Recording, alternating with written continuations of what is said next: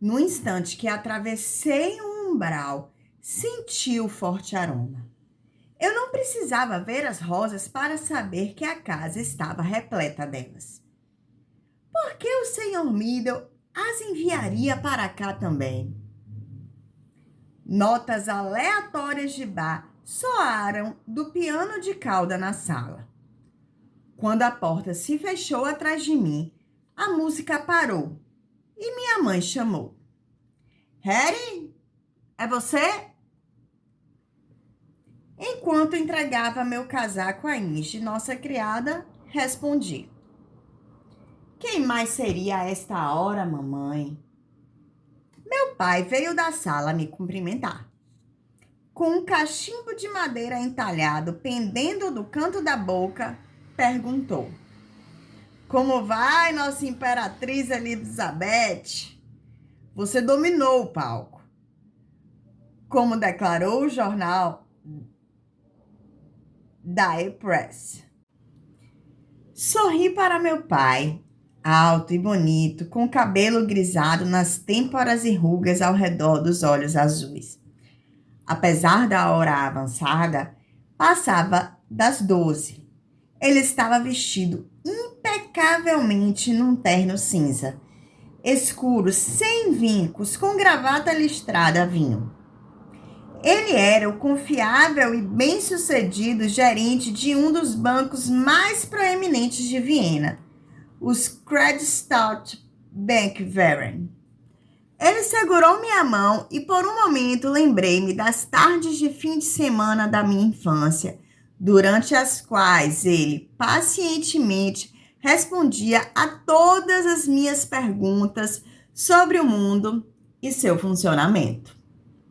Nenhuma questão estava fora dos limites, fosse histórica, fosse científica, sobre literatura ou política. E eu devorava aquele tempo com ele, o único que tinha sua atenção exclusiva. Em uma tarde ensolarada, ele passara meia hora descrevendo a natureza da fotossíntese em resposta a minhas ruminações infantis sobre o que as plantas comiam. Sua paciência para responder às incansáveis perguntas sobre o mundo natural e as ciências físicas nunca vacilava. No entanto, aquelas horas eram poucas, uma vez que minha mãe, o trabalho e as obrigações sociais exigiam dele quase todas as horas que restavam.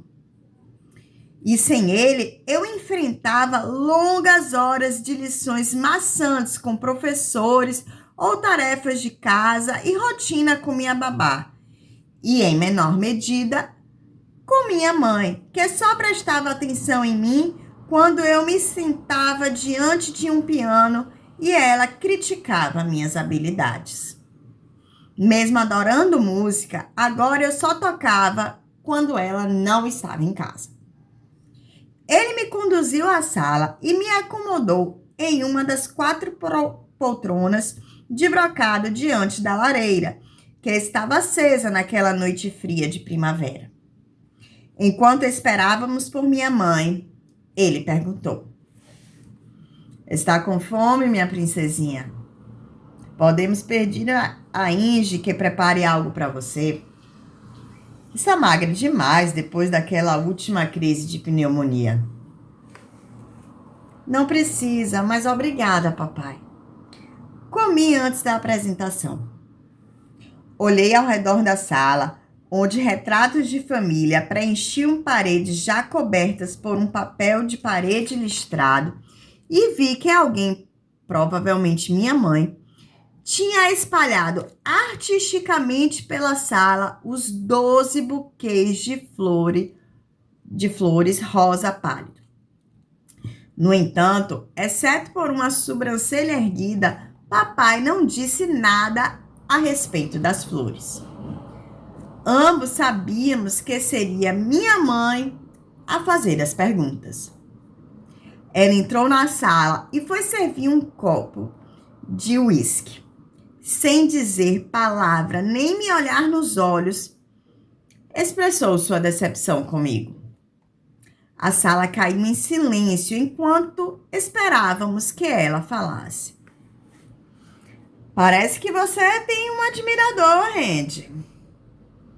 Comentou depois de um longo gole de uísque.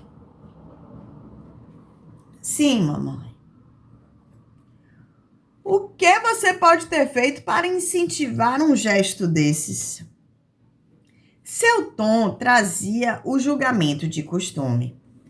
A escola de etiqueta que ela me obrigara a frequentar tinha fracassado na tarefa de me transformar numa granfina em treinamento, refinada e pronta para me casar. Como ela esperava. Quando seguia uma profissão que ela considerava vulgar, embora o teatro fosse tido em alta conta pelos vienenses, ela decidira que, muito provavelmente, o resto de meu comportamento seguiria o mesmo rumo. E admito que, às vezes, com alguns dos jovens que me cortejavam, eu permitia que ela tivesse razão. Ocasionalmente, deixava certos pretendentes, fosse ricos ou não, pretensioso, coprotagonista de êxtase. Tocaram-me de todos os modos que a mamãe presumia numa rebelião privada contra ela. Por que não? Eu me perguntava. Ela já pensava que eu estava entregue a um comportamento lascivo. E eu gostava de ver que o poder que tinha sobre os homens espalhava o poder que eu exercia sobre o público, a capacidade de mantê-lo sob meu controle. Nada, mamãe. Eu sequer conheço esse homem. Por que um homem lhe daria todas estas rosas se você não lhe deu nada em troca, se nem o conhece? Será que ele viu seu êxtase repreensível e concluiu que você é uma mulher fácil? Papai interveio um pouco bruscamente. Basta! Talvez tenha sido talento da atuação dela, Trude. O nome de mamãe era Gertrude. Mas meu pai só a chamava pelo apelido ao tentar apaziguá-la. Depois de enfiar uma mecha de cabelo negro rebelde de volta no penteado impecável, ela se levantou, parecendo muito mais alta que seu 1,52 m. Foi até a mesa onde estava o buquê com o cartão, apanhou seu abridor de cartas de prata e fatiou o envelope creme. Entregando o cartão de borda dourada próximo à lâmpada, leu: ao senhor e à senhora Kistler, tive a sorte de ver sua filha interpretar a Imperatriz Elizabeth 4 vezes na semana passada e lhes parabenizo pelo talento dela. Desejo apresentar-me a fim de pedir sua permissão para visitar sua filha. Se for aceitável, irei à sua casa neste domingo às 6 da tarde, única noite em que o teatro fecha. Atenciosamente, Frederick Middle. O Sr. Middle estava me forçando a agir. Para minha grande surpresa, meus pais ficaram em silêncio. Pensei que minha mãe desprezaria um convite tão ousado e inapropriado, ou censuraria por alguma ofensa imaginária que teria atraído a atenção do Sr. Middle. E presumi que meu pai era pacato em todos os assuntos, exceto os que me envolviam. Ficaria revoltado com aquele pedido de um homem não conectado a nós por família nem por amigos. Contudo, nosso relógio preferido acima da lareira, um presente de meus avós maternos para o casamento de meus pais, bateu alto por quase 1 minuto. Ainda assim, eles não me disseram nada. Qual é o problema? Perguntei. Meu pai suspirou algo que vinha fazendo com mais frequência nos últimos meses. Precisamos agir com cautela, Harry. Por quê? Minha mãe tomou o resto de sua bebida e perguntou: Você sabe alguma coisa sobre esse Sr. Middle? Um pouco. Quando começou a enviar as rosas ao camarim, perguntei no teatro. Parece que ele tem um negócio de munições. Já havia lhe enviado flores? Papai parecia alarmado. Sim, respondi em voz baixa. Todas as noites, desde a estreia de Cici. Ele se entreolhado de modo inescrutável. Meu pai falou por ambos. Vou responder ao Sr. Middle. Vamos recebê-lo aqui para um coquetel às 6 horas no domingo. E depois você vai jantar com ele, Harry. Fiquei chocada. Embora minha mãe ansiasse para que eu tomasse juízo e me casasse com um rapaz de Dublin, e eu imaginava que meu pai também, embora jamais tivesse dito abertamente, eles nunca teriam se intrometido de forma tão descarada em minha vida pessoal. Nem quando me recusei a desistir de minha carreira para aceitar o pedido de casamento de um membro de uma das famílias mais proeminentes da Alemanha. E eles certamente jamais insistiram que eu saísse no encontro com qualquer rapaz, em especial. Por que agora? Não tenho escolha? Sinto muito, Harry, mas você precisa fazer isso. Esse não é um homem que podemos arriscar a ofender. Disse meu pai, com expressão triste. Embora eu tivesse adivinhado que eventualmente teria que encontrar o Sr. Middle, eu queria protestar. Ao mesmo tempo, o olhar sofrido no rosto de meu pai me impediu. Por que, papai? Você nasceu depois da Grande Guerra, Harry. Não entende como a política pode ser uma força de destruição. Ele balançou a cabeça e suspirou outra vez. Não elaborou o pensamento. Quando ele tinha começado a esconder informações de mim e a pensar que eu era incapaz de entender assuntos complicados. Ele sempre me dissera que eu era capaz de qualquer coisa. E eu sempre acreditara.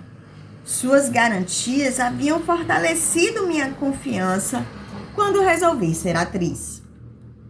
Tentei disfarçar a raiva e a decepção. Só porque escolher atuar não significa que não compreenda assuntos não relacionados ao teatro, papai. Você, de todas as pessoas, devia saber disso. Eu estava irritada com o seu tom condescendente e estranho, após anos me tratando como igual em questões intelectuais. Quando noites de domingo tínhamos passado discutindo o jornal ao lado da lareira após um jantar em família. Desde que era relativamente jovem, ele me questionara a respeito de cada detalhe das manchetes até ter a certeza de que eu entendera as nuances da cena política nacional e internacional, sem contar o desenvolvimento econômico. Enquanto isso, mamãe bebericava seu whisky e balançava a cabeça em desaprovação, murmurando que era desperdício de tempo. Porque papai pensaria que eu tinha mudado simplesmente porque o teatro agora ocupava minhas noites de conversa à frente da lareira. Ele deu um sorriso fraco e disse: Suponho que seja verdade, princesinha. Então você deve saber que 2 meses atrás, em março, o chanceler Dollfuss se aproveitou de uma irregularidade nos procedimentos de votação parlamentar para tomar o governo austríaco e dissolver o parlamento. É claro, papai. Apareceu em todos os jornais. Eu não leio só a sessão de teatro. E vi o arame farpado ao redor do prédio do parlamento. Então, deve entender que essa ação transformou a Áustria, assim como a Alemanha, a Itália e a Espanha, em uma ditadura. Teoricamente, ainda somos um país com uma constituição democrática e 2 partidos. O Partido Social Cristão Conservador de Dollfuss, que apela para as parcelas rurais de classe alta por motivos diferentes, e a oposição, o Partido Social Democrata. A realidade, porém, é diferente. O chanceler Dollfuss está no comando e atrapalha para consolidar o poder total. Há muitos rumores de que ele vai banir o Stoßbund, braço militar do Partido Social Democrata. Meu estômago se revirou ao ouvir meu pai classificar a Áustria como seus vizinhos fascistas e agrupar seus líderes na mesma categoria de Adolf Hitler, Benito Mussolini e Francisco Franco. Não sei se a situação é tão clara assim, papai. Eu sabia que a Áustria estava cercada por ditadores fascistas, mas pensava que nosso país havia permanecido livre em grande parte de tais governantes. Até então, pelo menos. Você pode não encontrar a palavra ditador nos jornais, mas na prática foi nisso que o chanceler Dollfuss se transformou. E o Heimwehr, organização paramilitar, como você sabe, vem servindo efetivamente como seu exército pessoal, já que o tratado que pôs fim à Grande Guerra limita a capacidade da Áustria de reunir tropas. O chefe oficial de Heimwehr é Ernst Rudiger von Starhemberg. Mas por trás de Starhemberg está seu amigo próximo e colega de negócios, o senhor Friedrich Middel. O senhor Middel supre todas as necessidades militares de Heimwehr e, segundo os relatos, está envolvido com a estratégia também. Pensei que papai estava divagando naquele discurso político. Mas então compreendi. Ele conectava tudo ao senhor Middel. E aos poucos se tornava claro o poder que aquele homem misterioso exercia.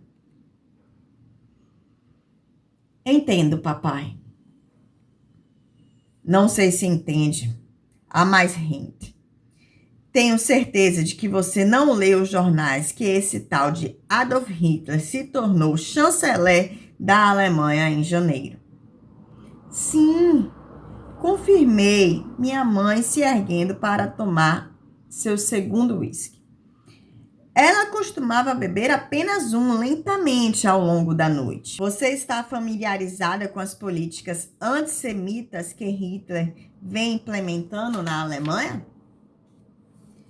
Eu não tinha prestado muita atenção nos artigos sobre esse assunto, por achar que não se aplicava a nós. Mas não queria admitir a ignorância, então disse: sim. Então sabe que assim que os nazistas ascenderam ao poder, começaram um boicote formal a negócios judeus e baniram todos os arianos da advocacia e do serviço civil. Cidadãos alemães judeus não só foram vítimas de ataques violentos, como foram privados dos direitos de cidadania, direito que os judeus austríacos têm desde os anos 1840. Li sobre isso. Eu disse, embora na verdade tivesse só corrido o olho pelas histórias.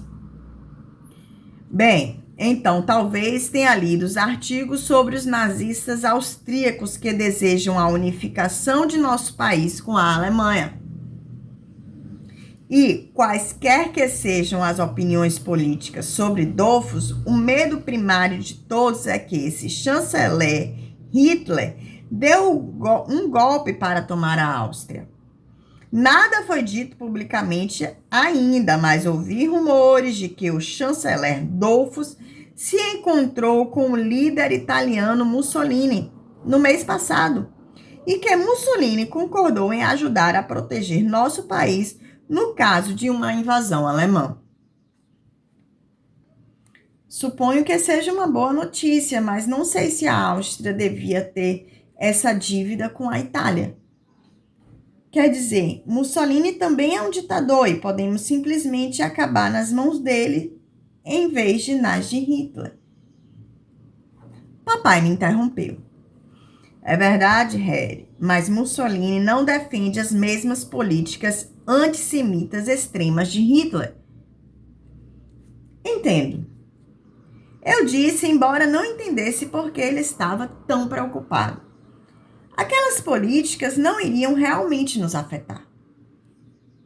E o que isso tem a ver com o Sr. Middle?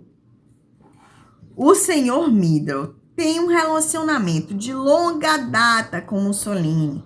Forneceu-lhe armas durante anos. O boato é de que ele teria arranjado a reunião entre Dollfuss e Mussolini. Fiquei até zonza quando comecei a ver o fio que costurava Middle naquela tapeçaria nefasta. Era esse o homem que me cortejava? Esse Sr. Middle está por trás do trono do chanceler Dollfuss, mas também pode ser o homem que vai garantir a independência da Áustria.